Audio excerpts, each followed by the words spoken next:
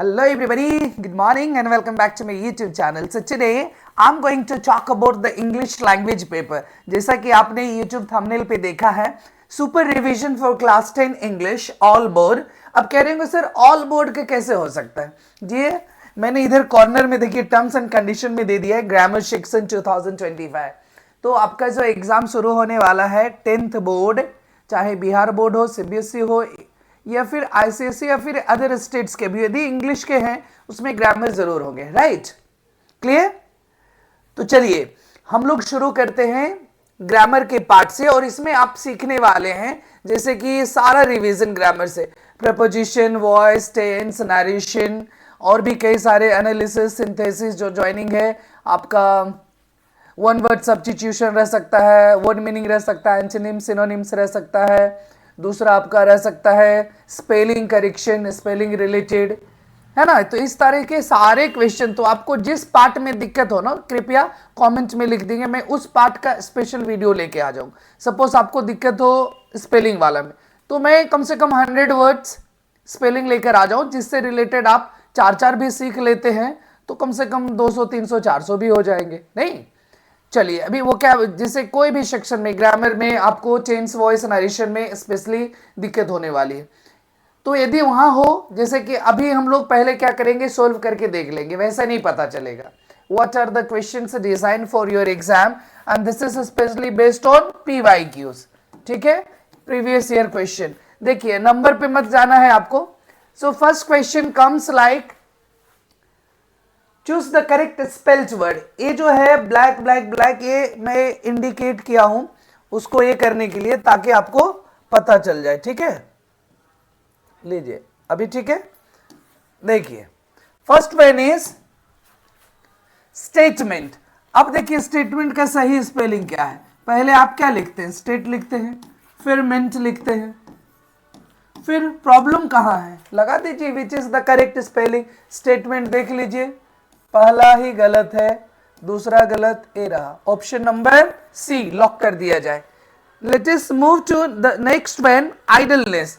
देखिए सबसे पहले जो आइडलनेस है इसमें देखिए इसमें क्या दिक्कत है, ये मैं ऐसे हाईलाइटेड कर दिया ताकि क्वेश्चन सेपरेशन क्लियरली पता चल सके. ठीक है, अब देखिए आइडल में दो आइडल होते हैं, 1GOL, वन, और एक 1IDLE. दोनों का मीनिंग अलग है. दिस आइडल मीन्स हो गया मूर्ति, ठीक है, दूसरा हो गया सुस्त,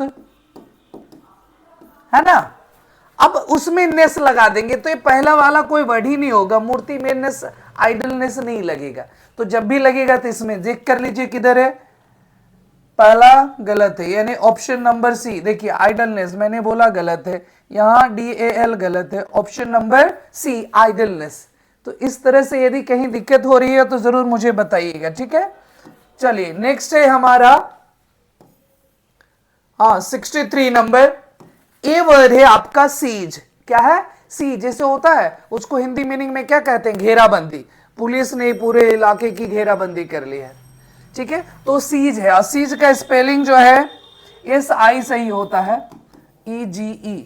तो मुझे लगता है फर्स्ट वाला ही ऑप्शन सही है. देख लीजिए और कहीं दिख रहा है आपको, नहीं कोई नहीं. सो सीज हो गया घेराबंदी.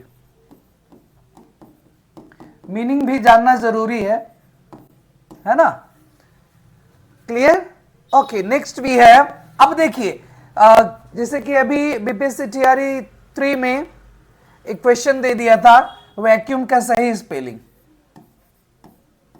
लोग ऐसे लगा दिए थे, जो कि क्या है गलत. उसे लगा कि वैक्यूम में ये होने वाला है, वैक्यूम CUUM, ये आपका सही स्पेलिंग है. तो कभी कभी आपको क्या करना होता है, स्पेलिंग पे भी ध्यान देना होता है. क्लियर है, देख लेंगे. कभी कभी आपको CVC का रूल फॉलो करना है होता है, कभी कभी आपको नाउन में ही किसी की एडजेक्टिव फॉर्म बनानी हो, किसी की एडवर्ब बनानी हो, तो वो सीख लेना जरूरी होता है. ठीक है, चलिए अगला क्वेश्चन की ओर बढ़ते हैं. अच्छा, दो और हैं.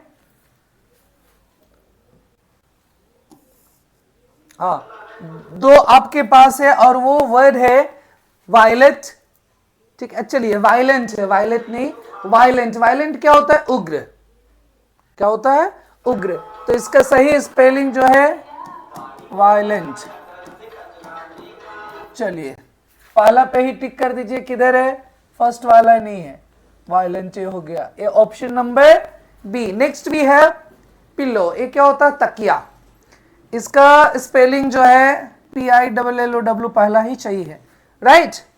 चलिए अगला आपके पास जो क्वेश्चन है,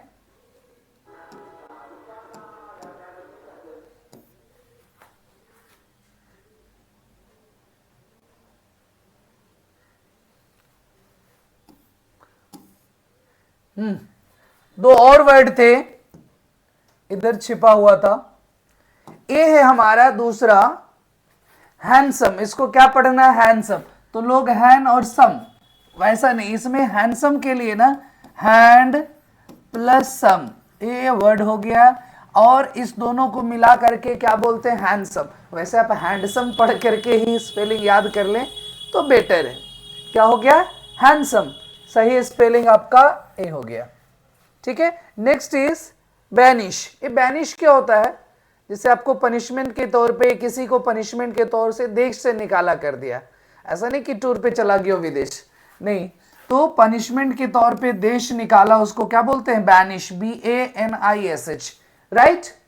चलिए अगला जो है आपका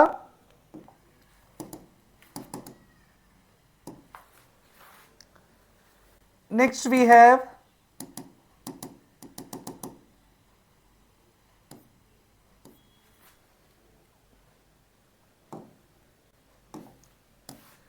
कहां चला गया अगला क्वेश्चन,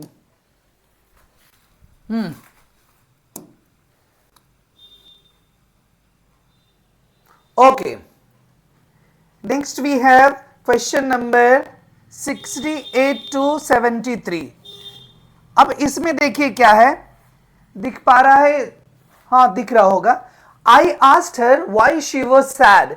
इसमें से तो आपको नहीं लग रहा डायरेक्ट इनडायरेक्ट का क्वेश्चन है ना। किसके क्वेश्चन है, डायरेक्ट स्पीच ए नहीं है एक्चुअली।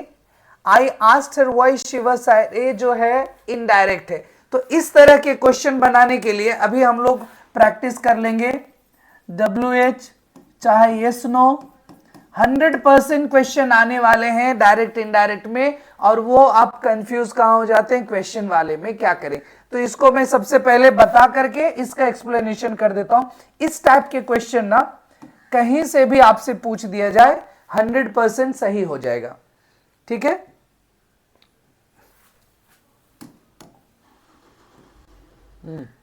देखिए अब क्लियर है। आई asked her why she was sad. तो सबसे पहले ए जो है why she was sad, present में होगा, उसको पास्ट कर दिया है ना। तो इसको ए जो है इसको आप बना लीजिए क्वेश्चन में।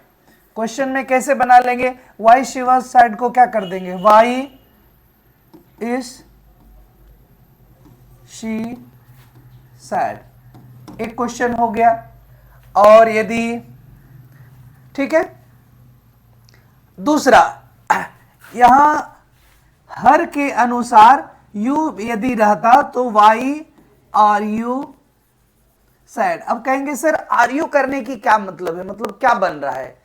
मैं इसलिए दोनों कर लिया हूं, ठीक है, ताकि आप जब सीखते हैं SON, डायरेक्ट इनडायरेक्ट स्पीच में SON, तो सब्जेक्ट फर्स्ट पर्सन के अनुसार, सेकेंड पर्सन के साथ ऑब्जेक्ट, और थर्ड पर्सन नो चेंज, ठीक है। तो जरूरी नहीं है, हो सकता है आपका यू चेंज हो गया होगा शी में। अब देखेंगे ऑप्शन की हो, वाई यू, पहला वाई के साथ क्या आना चाहिए, हेल्पिंग वर्ब, है क्वेश्चन में, नहीं है। वाई सैड है, नहीं है। वाई आर यू सैड, एक तो आ गया। दूसरा वाई यू नहीं। देखिए इलिमिनेशन राउंड में आराम से आंसर पता चल जाते हैं जब ऑप्शन रहते हैं तो, है ना, लेकिन जब बनाना हो तब हम लोग सीख लेते हैं।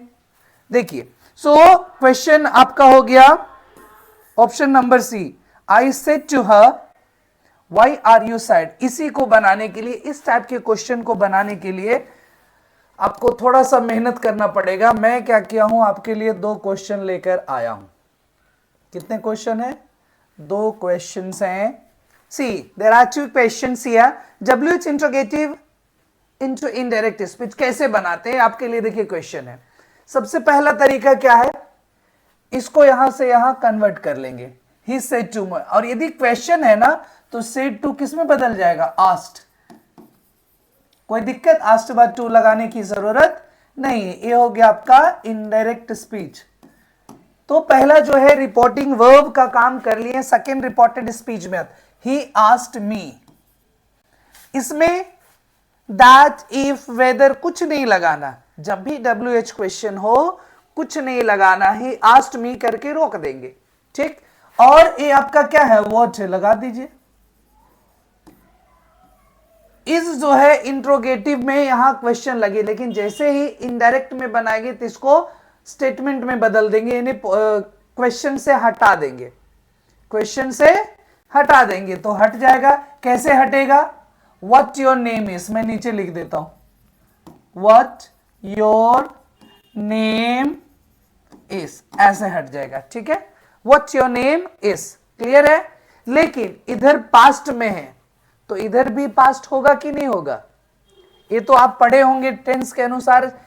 यदि रिपोर्टेड स्पीच प्रेजेंट में हो, रिपोर्टिंग वर्ब पास्ट, तो ये भी पास्ट में हो जाएगा। देखिए व्हाट योर किस में चेंज हो जाएगा, second person according to object. What my name was, means he asked me what my name was। Clear हो गया, उसने मुझसे मेरा नाम पूछा, पास्ट हो गया ना, क्लियर। तो अब देख लीजिए, कहीं दिक्कत है तो बताइए, फिर मैं अलग से क्वेश्चन लेकर आऊंगा। अगला जो है आपका yes no interrogative. Yes no क्या होता है, जिसका आंसर जैसे क्या हो गया, डू यू लव मी, तो आंसर क्या देंगे, यस नो। तो इसलिए इसको बोलते हैं यस नो, हेल्पिंग वर्ब से स्टार्ट करते हैं। इसको यहां पे बदलने के लिए ना, जिसे दैट आप इस्तेमाल करते तो उसके लिए आप देंगे इफ या weather, clear.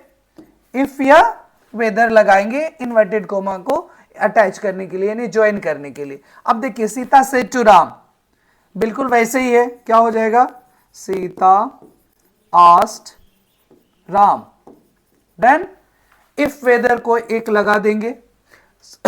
So Sita asked Ram if, अब यहां इसको इंट्रोगेटिव से स्टेटमेंट में ला दीजिए, पॉजिटिव में, सिंपल। क्वेश्चन हटा दीजिए, डू हट गया, यू लव मी, ठीक है, हो गया। सबसे पहला काम वही करेंगे क्योंकि क्वेश्चन इनडायरेक्ट में नहीं रखते हैं। अब जो है यू अकॉर्डिंग टू राम, क्यों, you is a second person तो राम हो गया, तो सेकेंड पर्सन के लिए, राम के लिए क्या हो जाएगा बताइए, ही लिख देंगे, any issue. So Sita asked Ram if he, love present में है, पास्ट में क्या हो जाएगा, simple past, he loved me. आपका फर्स्ट पर्सन है तो first person according to subject क्या है, Sita, he loved her. Question end हो गया, ठीक है, क्वेश्चन मार्क लगाने की जरूरत नहीं। So Sita asked Ram if he loved her, यानी उसने उससे पूछा, सीता ने राम से पूछा क्या वह प्यार करती थी, किससे, उससे। तो इसीलिए यहां मी किस में चेंज हो गया, हर में। SON का क्वेश्चन बड़ा बेसिक है, जिसको SON समझने में दिक्कत है पूछ लीजिएगा, I will help you guide. Okay, so this was for today. इस तरह से कई सारे आपके रिवीजन होने वाले हैं, यदि थोड़ा टाइम दे देंगे, अभी आपके पास एग्जाम के लिए समय है, तो एक सप्ताह भी टाइम दे देंगे ना तो बस काफी है, इंग्लिश ग्रामर की सारे सेक्शन कंप्लीट हो जाएंगे, right. All the best everybody, bye bye, take care.